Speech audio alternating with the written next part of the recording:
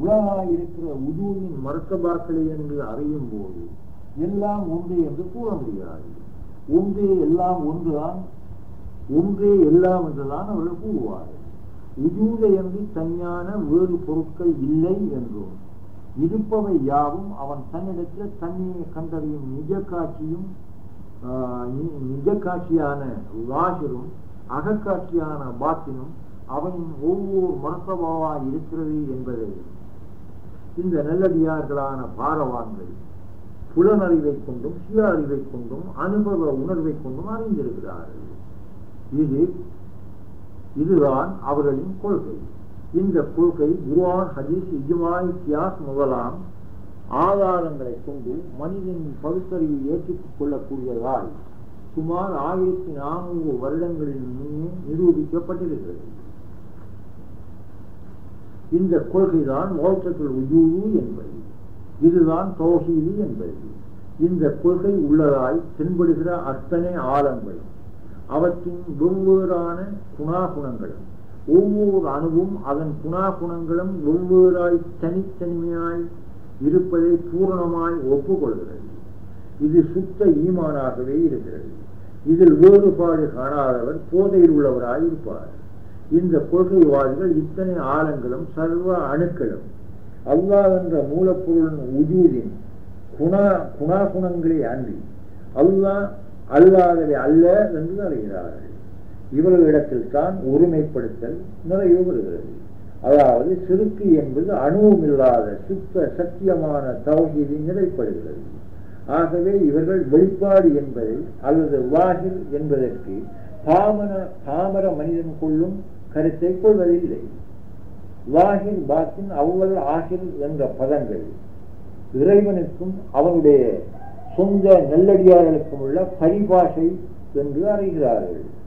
ஆகவே இந்த சொற்கள் நம் அறிவுக்கு எட்டிய வரையில் விளங்கக்கூடியவை ஆகினும் நம்மால் விளங்க முடியாத ஞான இரகசியங்களை வெளிப்படுத்துபவையாயும் இவை அமைந்திருக்கின்றன. இந்த கொள்கை ரசூல் ஸல்லல்லாஹு அலைஹி வஸல்லம் அவர்களின் வஃபாத்துக்கு பிறகு சுமார் 30 வருடங்கள் தான் நிலைத்திருக்கின்றது. அதன் பின் இக்கொள்கை படிப்படியாய் புரட்டப்பட்டு முஸ்லிம்களின் கொள்கையாய் மாற்றமடைந்து உலகில் பரவி கொண்டிருக்கிறது. இந்த கொள்கையை உடைத்தறியும் நோக்கோடு எவ்வளவோ சதிகள் நடைபெறுகின்றன. ஆயினும் சதிகள் வெற்றி பெறுவதில்லையே. குர்ஆனையும் அதன் உயிரையும் பாதுகாப்பது இறைவனின் பொறுப்பில் உள்ளதல்லவா? ஆகையால் தான் இக்கொள்கை நூந்தளியும் போதெல்லாம் ஒரு சில நல்லடியார்களை மொஹிதீன்களாக ஆக்கி புத்தியில் அளித்துக் கொண்டிருக்கின்றான். இதை உறுதிப்படுத்தும் ஆயத்துக்கள் ஆனந்தம் உண்டு, ஹதீஸ்களும் நிறைய இருக்கின்றன. உங்கள் மனம் சாந்தி அடைவதற்காக ஒரு சிறு ஹதீஸை மட்டும் தருகிறேன். காலத்தில் சிறந்தது என்னுடைய காலமும், அதன் பின் தாபியன்களுடைய காலமும், அதன் பின் தபோத்தாபியன்களுடைய காலமும் ஆகும். அதற்கு பின் பொய்பெறைவிடும் என்று ரசூல் ஸல்லல்லாஹு அலைஹி வஸல்லம் அவர்கள் கூறியதாக உமர் ஃபாரூக் ரலியல்லாஹு அன்ஹு அவர்கள் அறிவிக்கிறார்கள். இந்த ஹதீஸ் திருமிதியில் இடம்பெறுகிறது. ஆகவேதான் உண்மை பொய் போலவும் பொய் உண்மை போலவும் மக்கள் கண்ணுக்கு தென்படுகிறது. இந்த பாரவான்கள் கையில் இந்த பாரவான்கள் கையில் மீனை தூக்கி கொண்டு அல்லாவை வாங்குகிறான் என்று எப்போதும் கூற மாட்டார்கள். இப்படி கூறுவோர் பாரவான்களின் பரிபாஷைகளை உணர ஆற்றலற்ற வெறும் மூடர்களே ஆவார்கள். ஒவ்வொன்றையும் அதன் ஹுக்கும்களுக்கு தகுந்த தனித்தனி பேர்களை கொண்டுதான் அந்த நல்லடியார்கள் அழைப்பார்கள். இப்போது நோக்குங்கள், இது காத்துத்தான் அல்லது அல்லாஹான் என்று கூறும்போது இதை கூறுபவர் பொய் கூறுகிறார். இது அது என்னும் தன்மை முன்னிலை படற்கையை விளக்கம் தருகிற ஏதாவது ஒரு சொல்லை கொண்டு இது என்று சுட்டப்படுகிறது. சுட்டிக்காடும், அதாவது சுட்டப்படும் போது அந்த சுட்டி காட்டப்படும் பொருள்தான் அல்லாஹ் அல்லாத வேறு ஒன்று என்பது அந்த சொல்லினால் உணர்த்தப்படுகிறது. இங்கே திரிபுடி உணர்வும் சிறுக்கும் இருக்கிறது. அதாவது நானும் தாத்து இதுவும் தாத்து என்றால் இரண்டு தாத்து உண்டு என்றாகிறது. இது அல்லாஹ் என்றால் நான் ஓர் அல்லாஹ், இது ஓர் அல்லாஹ் என்று ஆகிறது. இரண்டு சாத்தோ இரண்டு அல்லாவோ கிடையாது. ஆகவே இவர் சொல்லும் சொல் வெறும் பொய்யாயிருக்கிறது. இவருடைய அறிவு இதை உணர முடியாத ஹைவானுடைய அறிவாய் இருப்பதால் இவர் ஹைவான் என்னும் மிருகங்களின் அறிவுடையவராய் இருக்கிறார்.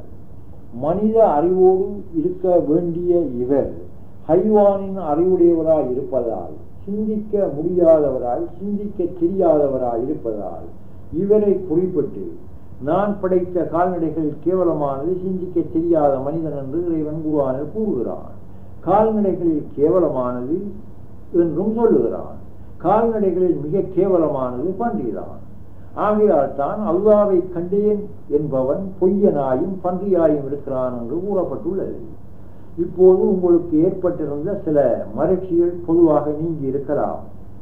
மேலே நாம் காட்டிய விவரங்களை அறிவதற்காக முயலும் முயற்சிதான் ஜிஹாது என்பதன் உண்மை பொருளாகும். ஆகையால் தான் நீங்கள் ஒவ்வொருவரும் ஜிஹாது புரிந்தவர்களாக மௌத்தாருங்கள் என்று கூறப்பட்டிருக்கிறது. வெளிப்பொருள் வாழ் கொண்டு யுத்தம் செய்வதே ஜிஹாது என்பதாகும். இப்பொருள் எல்லா மக்களுக்கும் எக்காலத்துக்கும் பொருந்தாது. ஆகையால் இந்த ஹதீஸின்படி நாம் ஜிஹாது செய்ய வேண்டியதில்லை என்று சில மருத்துவர்கள் கூறலாம். அப்படியானால் அந்த ஹதீஸ் அவசியமற்றதாய் உயிரிழந்து விடும். ஆனால் ரசூலின் ஹதீஸோ எப்போதும் உயிரிழக்காது, எப்போதுமே உயிரிழக்காது. ஆகவே ஹதீஸை நோக்கினால் ஒவ்வொருவரும் என்று எல்லோரையுமே விழித்து கூறியிருப்பதால் இந்த உண்மையோடு ஒன்றும் பாதையில் நாம் ஒவ்வொருவரும் ஒவ்வொரு கணமும் ஜிஹாது செய்து கொண்டே இருந்து முடிவில் அந்த ஜிஹாதிலே இறந்து அழிந்து விட்டால் நிலையானவனுடன் என்றும் இருப்பவனுடன் இரண்டில்லாத ஒன்றாய் இருக்கலாம். இதுதான் அல்லாஹ்வுடைய பாதை. அல்லாமல் புதுடில்லிக்கு புறப்பட்டு போவதுதான் அல்லாஹ்வுடைய பாதை என்பது கருத்தாகாது. நாம் முன்பு கூறுகிற நெல்லடியாரின் இந்த பாதையைத்தான் குர்ஆன் ஹதீஸ்கள் சிராத்து என்று கூறுகின்றன. இந்த பாதையில் சென்ற மக்கள் வெற்றி அடைந்துதான் இறைவனின் திருப்பொருத்தத்தை பெற்ற நல்லடியார்கள் ஆனார்கள். நாம் ஒவ்வொரு நாளிலும் 17 முறை தொழுகையின் போது இந்த நல்லடியார்கள் சென்று கடந்து முடித்த அந்த சிராத்து என்னும் பாதையை தந்தருளும்படிதான் வேண்டினோம். முஸ்லிம்களின் பாதையை தராது என்றுதான் கோரினோம். நமது கேள்விகளை அங்கீகரித்த அந்த இறைவன் காலாகாலம் வழிகாட்டக்கூடிய ஒரு சில நல்லடியார்களை அனுப்பி இப்பாதையை விளக்கி காட்டும் போது இது பிழையான பாதையாயும் முஸ்லிம்களின் பாதையாயும் தென்படுகிறது. முஸ்லிம்களின் பாதையோ சரியாய் தென்படுகிறது. இதிலிருந்து நாம் புரிவது என்ன? இறைவனுடைய கரம் என்னும் எங்கும் விரிந்ததாயிருப்பதால் துஆவை அவன் அங்கீகரித்தான், வழிகாட்டினான். எம்முடைய அறிவு என்னும் கையை நாம் இறுக கட்டி கொண்டோம். எடுத்துக்கொள்ள தெரியாத நாம், தகுதியற்ற நாம் அதை உதறி தள்ளிவிடுகிறோம். ஏன் தெரியுமா? நாம் கேட்ட துஆவோ தொழுகையோ கபூல் செய்யப்படவே இல்லை. நம்மில் உள்ள யாரோ சிலருடைய தொழுகையில் கேட்ட துஆ அங்கீகரிக்கப்பட்டதனால் தான் நல்லடியார்களை அவன் அறிமுகம் செய்கிறான். நாம் அவர்களின் பாதையை ஏற்காமல் முஸ்லிம்களின் பாதையை ஏற்பவர்களாய் இருப்பதற்கு காரணம் தான் என்ன? இது இறைவனை ஏமாற்ற முற்பட்டு செய்த தொழுகையின் தண்டனையாகும். அதாவது அந்த தொழுகை நம்மையே நாம் ஏமாற்றிக் கொள்ள காரணமாக இருந்திருக்கிறது. ஏன் அப்படி அந்த தொழுகை மாற்றப்பட்டது? நாம் அல்லாஹ்வுக்காக தொழவில்லை, நமக்காகவே தொழுதிருக்கிறோம். நாம் இறைவனிடம் கேட்க விரும்பியது எது? சுவர்க்கம். அப்படியானால் அந்த தொழுகையை உங்கள் ஆசையை நிறைவேற்றுவதற்காகத்தான் அதை செய்திருக்கிறோம். இது ஓர் சிருஷ்டி இன்னொரு சிருஷ்டிக்காக செய்வதாகும், அல்லாஹ்வுக்காக அல்ல. இது எதிரடையாய் வேலை செய்து சுவர்க்கத்துக்கு பதிலாய் நரகையை தந்திருக்கிறது. இதை எம்மால் காண முடியும். இன்ஷா அல்லாஹ் கொஞ்சம் பொருங்கள், விளக்கமாக காட்சி தருகிறது. ஊர் மக்களிடத்தில் பெயர் புகழை விரும்பியிருந்து சொல்விருந்தால் இதுவும் முன் போன்ற தொழுகைதான். இதன் கூலியும் உடன் கையில் கிடைத்து விடுகிறது. உலக மக்கள் இவரை தொழுகையாளி என்று போற்றுகிறார்கள், உதவி அளிக்கிறார்கள், புகழுகிறார்கள். இதனால் இவர் நரகின் ஓர் உடையை துனியாவில் அணிந்து கொள்கிறார். இது இவரின் கண்ணுக்கு புறப்படுவதே இல்லை. இவரின் கூட்டம் அல்லாத மற்றோர் இவர்களை ஒதுக்கி வைக்கிறார்கள். இப்போது குர்ஆனை பாருங்கள். 102வது அத்தியாயம் 1, 2, 3, 4, 5, 6, 7 ஆயத்துக்களை கேளுங்கள். நீங்கள் கபர்களை சந்திக்கும் வரையில் அதிகப்படுத்தும் பேராசை உங்களை பராக்காக்கிவிட்டது. பின்னர் அறிந்து கொள்வீர்கள். பின்னர் நீங்கள் அறிந்தே கொள்வீர்கள். அறிந்து கொள்ளுங்கள், நீங்கள் சந்தேகமற்ற அறிவுடையவர்களாய், அதாவது இல்முல் யகீன் உடையவர்களாய் இருந்தால் நிச்சயமாக நீங்கள் நரகத்தையே காண்பீர்கள். இல்முல் யகீன் என்ற அறிவு உங்களிடம் இருந்தால் நரகத்தை நீங்கள் இங்கே நிச்சயமாக காண்பீர்கள். இதுதான் ஆயத்தின் பொது விளக்கம். இந்த நரகவாதிகளுக்கு இறைவன் சாட்சியத்தை அளிப்பதாயும் சக்கும் பழத்தை உண்ண கொடுப்பதாயும் தொண்டையில் சிக்கிக் கொள்வதாயும் அதை உள் இறக்குவதற்காக சீழ் ஜலம் ஊட்டப்படுவதாயும் இறைவன் குர்ஆனில் கூறுவதையும் இங்கே கவனத்துக்கு எடுத்துக்கொள்ளுங்கள். தன்னாசை நிறைவு பெறும் நோக்கத்துக்காக சிருட்டியான சுவர்க்க வாழ்க்கையை உலக புகழையும் விரும்பிய ஒருவருக்கு உலகில் கௌரவம் கிடைக்கிறது. அந்த கௌரவ பெற்று நாளாவட்டத்தில் வளர்ச்சியடைந்து ரியாவாக மாற்றமடைகிறது. இதுதான் இறைவனால் குறிக்கப்பட்ட தார் சட்டையாய் இருக்கிறது. அதாவது ரியா என்பது மேலெண்ணம் என்பதே அதன் பொருள். தாரினால் செய்யப்பட்ட போட்டுக்கொண்ட சட்டையை எந்த ஓர் பொருளினாலும் உடனடியாக துடைத்து எடுப்பது இலகுவான ஒரு வேலை அல்ல. இவ்வித மக்களின் உள்ளத்தில் குடிகொண்டுள்ள புகழாசையை நீக்குவது மிக மிக கடினம்தான்.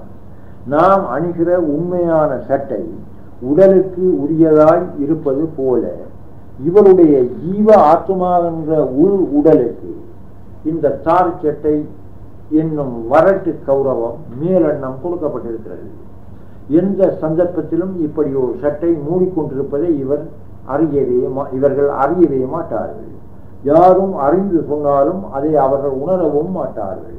ஏன்? அதை கண்டறிய முடியாத அவ்வளவு காரிருள் மயமானதாய் இருக்கிறது இந்த சட்டையும் அவர்களுடைய அறிவு கண்ணும். இவர்கள் புசித்த பழம் சக்கும் என்பதாகும். இது கல்லியின் பழமாயிருக்கிறது. இதனுள் கண்ணுக்கு புலப்படாத தூண்டில் போன்ற முட்கள் இருப்பதால் தொண்டையில் சிக்கிக் கொள்கிறது. இந்த உணவு சீரணிப்பதும் இல்லை, வெளியே வருவதும் இல்லை. வந்து விடுமானால் தான் வீசிவிடலாமே. இந்த பழம் என்பது அவர்கள் அறிந்துள்ள அறிவு பழமாய் இருக்கிறது. இந்த அறிவு அவர்களுடைய உள்ளத்தை அடைவதும் இல்லை, சீரணிப்பதும் இல்லை. இந்த அறிவை விட்டு விடுவோம் என்றால் அவர்களால் அந்த அறிவை விட்டுவிடவும் முடிவதில்லை. அந்த அறிவை அவர்களால் பொருந்திக் கொள்ளவும் முடிவதில்லை. இதை உள்ளம் ஏற்றுக்கொள்வதற்காக சீரணிப்பதற்காக சீழ் ஜலத்தை அருந்துகிறார்கள். சீழ் ஜலம் என்பது துனியாவுடைய அறிவாயிருக்கிறது. தாங்கள் அறிந்த அறிவை உறுதிப்படுத்துவதற்காக ஜீரணிப்பதற்காக மேலும் மேலும் துனியாவுடைய அறிவையை கேட்டு படிக்கிறார்கள். துனியாவின் அறிவு என்ற சீழை எவ்வளவுக்கு எவ்வளவு குடிக்கிறார்களோ அவ்வளவுக்கு அவ்வளவு துன்பத்தையே பெறுகிறார்கள். உலகின் கல்வியை எவ்வளவு அறிந்தார்களோ அந்த அளவுக்கு உலகை பெற்றுக் கொள்கிறார்கள். ஆனால் அது கொதிக்கும் ஜலமாய் இருப்பதால் இவர்களுக்கு எப்போதும் உள்ளத்தில் அமைதி சாந்தி கிடைப்பதே இல்லை. இந்த விவரம்தான் துனியாவில் மறைந்துள்ள நரக உடை உணவு குடிப்புகளின் சுருக்கமான விவரம். இறந்தபின் நரகில் இது வெளிக்கண்ணுக்கு தெரிய வரும். இப்போது இதை காண்பதானால் ஐனுல் யகீன் என்ற பிரத்யட்ச பிரமாணமான ஈமான் என்னும் அறிவு அவசியமாகிறது. இவ்வளவும் சிந்தனை உள்ளவர்களுக்கு போதுமாகும். இவர்களுக்கு ஆக்ராவில் கொடுக்கப்படும் பட்டோலை என்பது குர்ஆனின் தீர்ப்பே ஆகும். இப்போது இதற்கு மாற்றமான ஜன்னத்து வாசிகளை நோக்கி சிறிது கவனம் அளித்து பாருங்கள். இவர்கள் முதலில் சிராத்து என்ற பாலத்தை கடக்கிறார்கள். இந்த ரசூல் ஸல்லல்லாஹு அலைஹி வஸல்லம் அவர்கள் இந்த பாலத்தடியில் சந்திப்பார்கள். பாலத்தை கடந்தபின் ஹவுலுல் கௌதரில் குளிப்பாட்டப்படுவார்கள். சுந்தூஸ் இஸ்தப்ரக் என்ற உடைகள் இவர்களுக்கு கொடுக்கப்படும். இவர்களுக்கு பல வகையான சுனை நீர்கள் ஊட்டப்படும். இவற்றில் காபூர் என்னும் கற்பூர பானம், ஜன்சபீல், சல்சபீல் போன்ற பானங்களும் மதுக்கிண்ணங்களும் வழங்கப்படும். இந்த மது மயக்காது. அவர்கள் விரும்பியதை உண்பார்கள். இவர்களுக்கு மலை ஜலம் இல்லை. கண்ணலைகளான பூரினங்கள் இவர்களுக்காக விசேடமாக சிறப்பிக்கப்பட்டிருக்கிறார்கள். இதை மிக சுருக்கமாய் விவரிப்போம். இவர்கள் கடந்து செல்லும் பாலம் தான் துனியாவில் கலிமாவுடைய கருத்தாய் இருக்கிறது. இவர்கள் குளிக்கும் நீர் ஹவுதுல் கௌதர் என்னும் தௌஹீதுடைய அல்மாய் இருக்கிறது. இந்த நீரில் குளித்தவுடன் இவர்கள் தூய்மையாவது போல துனியாவில் தௌஹீது விளக்கத்தை பெற்றுக் கொண்டவர் ஷிர்க் என்ற அழுக்கிலிருந்து அல்லது பாவத்திலிருந்தும் பரிணாமடைகிறார். சுந்தூஸ் ஸ்தபரக்கு என்பவை மிக விசால விளக்கம் உடையவையாய் இருப்பதால் மிக கூடுதலாக மட்டும் கூறுவோம். இவருடைய அறிவும் என்னும் உள்ளத்துக்கும் வெளி உடலுக்கும் இறைவனால் கொடுக்கப்படுகிற கண்ணியமான கௌரவங்களாக இருக்கின்றன. இவருடைய உணவாகிறது ஆத்மீக துறையில் உள்ள எல்லா வகையான அயல்முகமாய் இருக்கின்றன.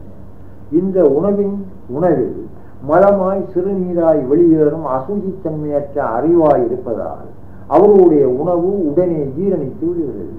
அவர்கள் பெற்றுக்கொண்ட உணவான அறிவு உள்ளத்தில் உடனடியாக பதிந்து விடுகிறது. அதில் எதையும் வெளியே வீசிவிட அவசியமில்லை. இவர்கள் குடிக்கும் பானம் என்பது மறைபொருளான பல அறிவுகளை குறிப்பிட்டதாகும்.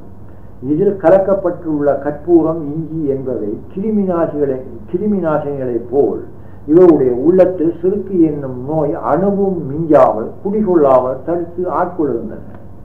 இவருடைய மது என்பது திக்ரினால் ஏற்படும் ஹால் அல்லது நிலைமையை குறிப்பிடுவதாகும். மதுவை குடித்தவன் அறிவு மயங்கி உளறிக்கொண்டு உருண்டு புரள்வது போல இவர்கள் ஹால் என்னும் மதுவை பூர்ணமாய் குடித்திருந்தால் அவர்களை எவரும் மதிக்க முடியாதபடி சுய நிலைமையிலேயே இருப்பார்கள். சிக்கிரு மஜ்லிஸ்களில் ஹால் என்று கூறிக்கொண்டு உருண்டு புரள்பவர்கள் யார் என்பதை இப்போது கண்டறியுங்கள். இவருடைய நடிப்பு மனோ மகிழ்ச்சியாயும் உளநோயாயும் அமைந்திருக்கிறது. உண்மையான நல்லடியாரன் ஹால் இப்படி நிகழ்வதே கிடையாது. இதை ஈமானின் உமேனி அறிவாயா என்ற நூலில் தபக்கத்துல் வாத் என்றும் இன்னொரு மதுவை தபக்கத்து முஹப்பத்துல் கல்வி என்றும் இன்னொரு மதுவை தபக்கத்துல் சுவைதா என்றும் இன்னொரு மதுவை தபக்கத்துல் இஷ்டத்தி என்றும் மிக சுருக்கமாய் கூறியுள்ளேன். விரும்பியோர் அங்கு கண்டு தெளிவுங்கள். அடுத்தது ஹூரிகளின் விவரம். இதை வெளிப்படையாய் விளக்கி தர முடியாது. இதற்கு அனுமதியும் கிடையாது. ஆகவே இந்த அடிப்படை துனியாவில் ஜன்னத்துவாசிகளின் வெளி இலட்சணங்களாய் இருக்கின்றன. இந்த இரு கூட்டத்தாரின் இலட்சணங்களையும் நீங்கள் ஆராய்ந்து நீங்கள் விரும்புகின்ற கூட்டத்தை பின்பற்றலாம். மார்க்கத்தில் பலாத்காரம் கிடையாது. ஆகவே நல்ல கூட்டத்தை தெரிவு செய்வது உங்களுடைய சுய உரிமையை பொறுத்த விஷயமாகும். அன்பர்களே, நான் கல்வியின் பட்டினம் அலி அதன் வாசல் என்று ரசூல் ஸல்லல்லாஹு அலைஹி வஸல்லம் அவர்கள் கூறியுள்ளார்கள். அந்த அலி ரலியல்லாஹு அவர்கள் என்ன கூறுகிறார்கள் தெரியுமா?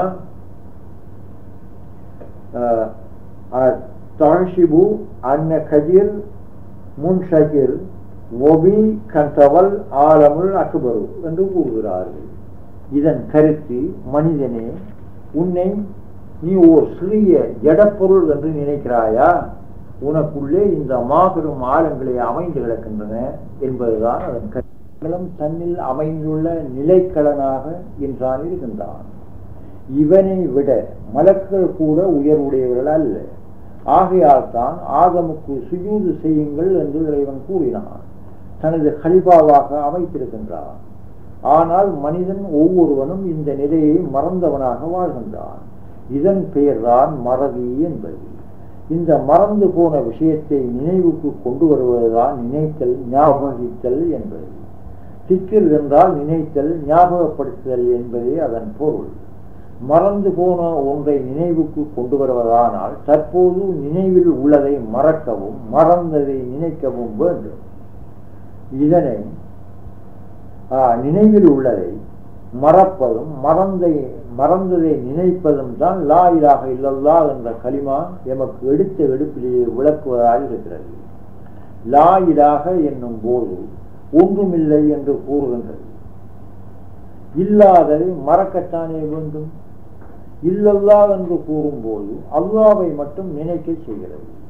அதாவது சர்வ ஆழங்களையும் நான் என்ற அனானியத்தையும் மறக்கும்படி செய்து அல்லாஹ்வை மட்டுமே ஞாபகத்தில் இருத்துகிறது. ஆகவே நினைத்தல் தான் கலிமாவின் முக்கிய நோக்கமாகும்.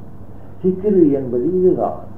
இந்த நினைத்தல் ஞாபகப்படுத்துதலுக்காகவே தொழுகை என்னும் சலாத்து தரப்பட்டிருக்கிறது. அகிமு சலாத்தல் சிக்ரி என்று இறைவன் கூறுகிறான் என்று நான் முன்பே கூறியிருந்தேன். சலாத்து என்றால் முன்பு 4 வகை என்று கூறினேன். தரிக்கத்துடைய மனிதர் நாம் முன்பு கூறிய விவரங்களை விளங்க முடியாத ஒருவரை பின்தொடர்ந்து தொழ முடியாதவராயும் அந்த இமாமை விரும்பாதவராயும் இருப்பதால் தனித்தவராயிருந்து தொழுகிறார். இது மார்க்க விரோதம் அல்ல. பாமர மக்கள் விஷயமறியாத காரணத்தினால் இந்த இமாம்களை பின்பற்றி மௌத்தாகும் வரையிலும் தொழுது கொண்டிருக்கட்டும் என்பதற்காக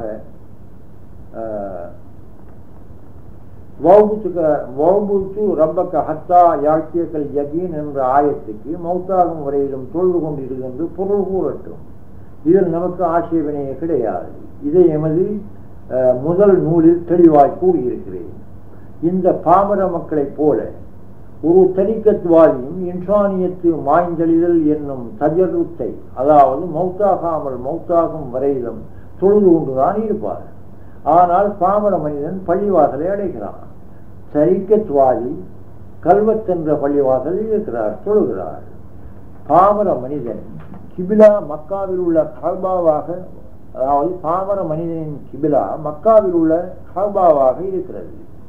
தரிக்கத்வாதி என்ற அந்த மனிதனின் கல்பா பக்கா என்ற பாலைவனத்தில் அமைந்த பைத்துல் மாமூரையும் முடிவில் அரசையுமே கிபிலாவாக கொண்டிருக்கிறார். பாமர மனிதன் துனியாவை கேட்கிறார். தரீக்கத்து மனிதன் அல்லாஹ்வையே கேட்கிறார். இவரிடத்தில் சர்வ ஆழங்களும் படிப்படியாய் மறைவதால் இறுதியில் கடலில் கரைந்து கடலாகவே மாறியுள்ள உப்பின் நிலைமையை பெறுகிறார். அல்லது கடலில் விழுந்த நீர் கடலாகவே இருப்பது போல ஆகிவிடுகிறார். இதில் ஒன்றும் ஆச்சரியம் இல்லை. ஆனால் பாமர மக்கள் இதை அறிந்து கொள்ளாமல் இருப்பதால் இவர்களுக்கு இது ஓர் புது மார்க்கம் போல ஆச்சரியமாய் தென்படுகிறது. அன்புக்குரிய பெருமக்களே, பனிக்கட்டி என்னும் ஐசும் தண்ணீர் என்னும் திரவ பொருளும் ஒன்று மற்றது தானாகவே இருக்கிறது. ஐசா இருப்பது எதுவோ அது தண்ணீராகத்தான் இருக்கிறது. ஆனால் தண்ணீரின் திரவத்தன்மை, ஓடும் தன்மை, அலையெழுப்பும் தன்மை போன்ற சிற்சில பண்புகள் மட்டும் மாறி இருக்கின்றன. இந்த மாற்றம் அடைந்த பண்புகள் ஐசில் வேறு வகையாய் அமைகின்றன. ஐஷா இருக்கும் போது திரவத்தன்மை திண்மத்தன்மையாயும், ஓடும் தன்மை ஓடாமல் நிலைப்படும் தன்மையாயும், அலையெழுப்பும் தன்மை அலை எழுப்பாததாயும் இருக்கின்றன. இப்போது ஐசுடைய இயற்கை சுபாவம் என்னும் குணபாடு கூட தண்ணீரை விட்டும் வேறானதாய் அமைந்திருக்கிறது. ஆனால் இந்த ஐஸ்கட்டியின் உருவம் அல்லது சூரத்து ஹக்கானதாக இல்லை. தண்ணீரின் சூரத்தை காட்ட ஏதுவாயிருந்த மூல காரணம் எதுவோ அதே மூல காரணம் தான் ஐஸ்கட்டியின் சூரத்துக்கும் ஆதாரமாய் இருக்கிறது. இந்த ஐஸ்கட்டியின் சூரத்து என்ற உருவம் ஆதாரமாயிருந்த ஹக்கின் வாடையை கூட பெறவில்லை. புலன்களின் பார்வையிலும் மனத்தில் அமைந்த வெறும் கற்பனையிலும் தான் அந்த சூரத்து அமைந்திருந்து இருக்கிறது. தண்ணீரும் இதே நிலைமைத்தான் இருக்கிறது. ஆனால் இவ்விரு தன்மைகளையும் வெவ்வேறாய் நாம் காண்பதால் இவை இரண்டும் வேறுதான் என்று கூற முடியாது, ஒன்றுதான் என்றும் கூற முடியாது. வேறு என்று கூறவும் முடியாதது ஏன்? ஐஸ் தண்ணீர் என்ற பெயரை பெறாததா இருந்தாலும் யதார்த்தத்தில் தண்ணீராகவே தான் இருக்கிறது. ஆனால் தண்ணீர் என்ற பெயரும் அதன் சூரத்தும் குணமும் ஐஸ் கட்டிய இடத்தில் இல்லை. இதே போல தண்ணீர் என்பது நிச்சயமாக ஐஸ்தானாகவே இருக்கிறது. ஆனால் ஐஸ் என்ற பெயரும் அதன் சூரத்தும் அதன் குணமும் இப்போது தண்ணீருக்கு இல்லை. இங்கே நடந்ததுதான் என்ன? இவ்விரு வஸ்துக்களும் ஏதோ ஓர் மூலாதாரம், இந்த இரண்டு வஸ்துக்களுக்கும் ஏதோ ஒரு மூலாதாரம் இருக்கிறது போல தென்படுகிறது. அந்த மூலாதாரம் உண்டு என்பது அறிவுக்கு தீமே அன்றி புலனறிவில் பிடிபடுவதில்லை. அந்த மூலாதாரம் ஐசென்ற மரத்தபாவில் ஓர்வித சூரத்தையும் குணத்தையும் பெயரையும் பெற்றது. வேறோர் மரத்தபாவில் வேறோர் சூரத்தையும் குணத்தையும் பெயரையும் பெற்றிருந்தது. உண்மையை நோக்கினால் ஐஸ் என்பதோ தண்ணீர் என்பதோ கிடையாது. மூலப்பொருள் என்னும் என்றும் இருந்தது போலவே தான் இருக்கிறது. ஆகவே ஐஸும் தண்ணீரும் வெறும் கற்பனையான சூரத்துக்களே அல்லாமல் உண்மையில் ஹக்கான பொருட்களே அல்ல. இதைத்தான் குல்லு ஷையின் ஹாலிக்கும் இல்லா வஜுஹு, அவனுடைய வஜுவை தவிர சகல வஸ்துக்களும் இல்லாமல் ஆனவையாகும் என்று குர்ஆன் கூறுகிறது.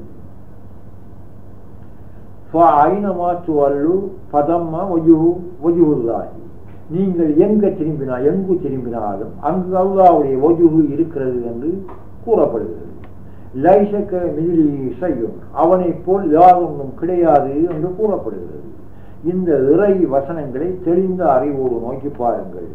உள்ளது உஜுதே அன்றி வேறு இல்லை. அதன் குணப்பாட்டையும் சூரத்தையும் தான் நாம் சர்வ ஆழங்களுமாய் கற்பனையாய் காணுவோம். இந்த வேத வசனங்களை கொண்டுதான் கலிமாவும், கலிமாவை கொண்டு வேத வசனங்களும் உறுதிப்படுத்தப்படுகின்றன. இந்த விவரம்தான் தௌஹீது என்பது.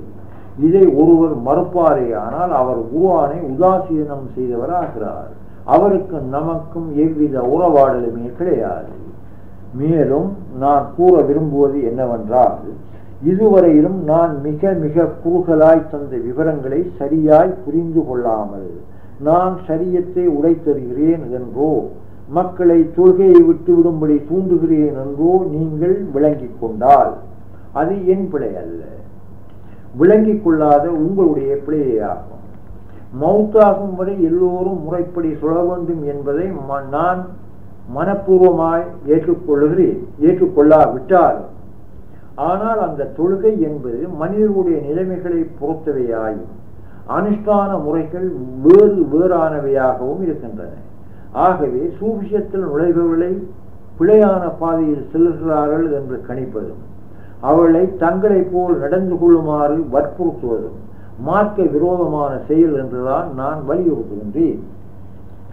அப்படி அல்லாமல் சொல்லாமலே இருந்து விடுங்கள் என்று நான் எங்கேயும் எப்போதும் கூறவும் இல்லை, கூறவும் மாட்டேன். ஷரியத்து தரிக்கத்து என்ற இரு பாதைகளையும் ஒன்றோடொன்று ஒப்பிட்டு காட்டியதெல்லாம் இதை நீங்கள் புரிந்து கொள்ள வேண்டும் என்பதற்காகத்தான். விஷயமறியாத பாமர மக்கள் சூபிகளில் கொண்டுள்ள தவறான கருத்தை நீக்கி வைக்க வேண்டும் என்பதே எமது நோக்கம். சூபிகளுக்கு பொதுமக்களால் தடை ஏற்படும் போது சூபிகளின் முன்னேற்றம் தடைப்படுவதும் அதனால் பாமர மக்களிடையே தெய்வீக தண்டனை ஏற்படுவதும் உலகறிந்த உண்மையாயிருக்கிறது என்பதை நீங்கள் உணர்ந்து கொள்வீர்களாக. 72ஆம் அத்தியாயம் 16-17 ஆயத்துக்களை பாருங்கள். மார்க்கத்தின் தரீக்கத்து என்னும் வழியில் உறுதியாக இருந்தால் தடையின்றி அவர்களுக்கு மழையை பொழிந்து கொண்டிருப்போம், அவர்களை நாம் சோதிப்போம். ஆகவே எவன் தன் இறைவனை தீக்கிர செய்வதை புறக்கணிக்கிறானோ அவனை கடினமான வேதனையில் தூக்கி விடுவோம் என்று இறைவன் கூறுகிறான். இந்த ஆயத்தை முன்பு நான் கூறியிருக்கிறேன்.